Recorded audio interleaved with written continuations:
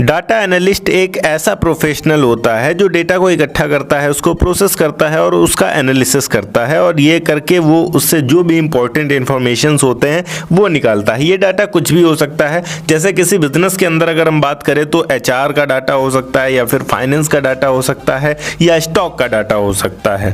Data analyst क्या करता है, अगर प्रॉपर बात करें तो यहाँ पर सबसे पहला काम होता है डाटा इकट्ठा करना। अलग अलग स्रोतों से डाटा को इकट्ठा करता है, जैसे वेबसाइट, ऐप, CRM, सर्वे एक्सेट्रा। इसके अलावा डाटा क्लीनिंग करता है, डाटा से जो भी मिस इन्फॉर्मेशन होती हैं, गलतियां होती हैं, उनको निकालता है। डुप्लीकेसी हटाना होता है, मिसिंग वैल्यूज जो होती हैं उनको सही करना होता है। डाटा विश्लेषण की बात करें तो डेटा में पैटर्न, ट्रेड और जो भी इंसाइट्स होते हैं उनको ढूंढना सबसे इम्पोर्टेंट काम रहता है। इसमें विजुअलाइजेशन भी बहुत ज़रूरी रहती है। ग्राफ, चार्ट, डैशबोर्ड बनाकर डेटा को विजुअल फॉर्म में दिखाना भी एक तरीके से हम कह सकते हैं कि जो डेटा एनालिस्ट होता है उसका काम होता है। इसके अलावा पॉइंट नंबर 5 जो आखिरी काम रहता है, कंपनी के लिए रिपोर्ट और सिफारिशें तैयार करना कि आगे क्या किया जाए। अगले पॉइंट की बात करें, डेटा एनालिस्ट किन किन क्षेत्रों में काम करता है। सबसे पहला इनका क्षेत्र रहता है ई-कॉमर्स, जैसे अमेजॉन या फिर फ्लिपकार्ट।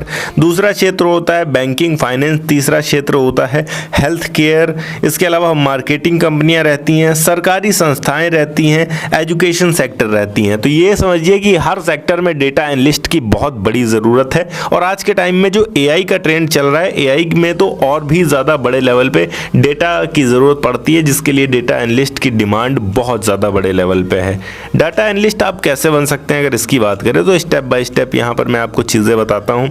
सबसे पहले आपकी क्वालिफिकेशन कितनी होनी चाहिए, इसकी बात करें तो कम से कम ग्रेजुएशन करें। BBA कर सकते हैं, BSc कर सकते हैं, या फिर BCA कर सकते हैं, BCom, BTech भी कर सकते हैं। अगर आप मैथ, स्टैटिक्स या कंप्यूटर साइंस बैकग्राउंड से हैं तो ये ज़्यादा बेहतर रहता है। इंपॉर्टेंट होता है इसमें स्किल सीखना।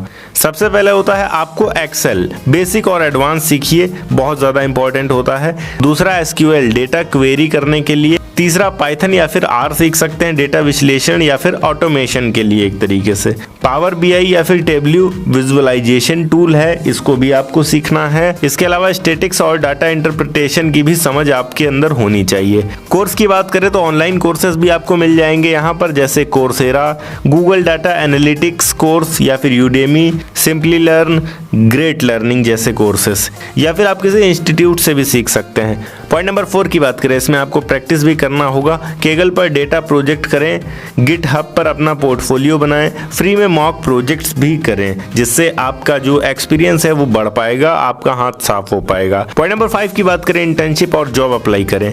लिंक्डइन, नौकरी, इंटरशाला या फिर इंडीड आदि पर आप प्रोफाइल बनाकर वहां पर जॉब के लिए अप्लाई कर सकते हैं। बात करें एक डेटा एनालिस्ट कितना कमाता है, तो ये कोई फिक्स नहीं रहता है। ये पूरी तरीके से डिपेंड करता है कि आपका स्किल कैसा है। आमतौर पर एक डेटा एनालिस्ट की जो एवरेज सैलरी रहती है वो 3 से 5 लाख रुपए तक फ्रेशर के तौर पर रह सकती है।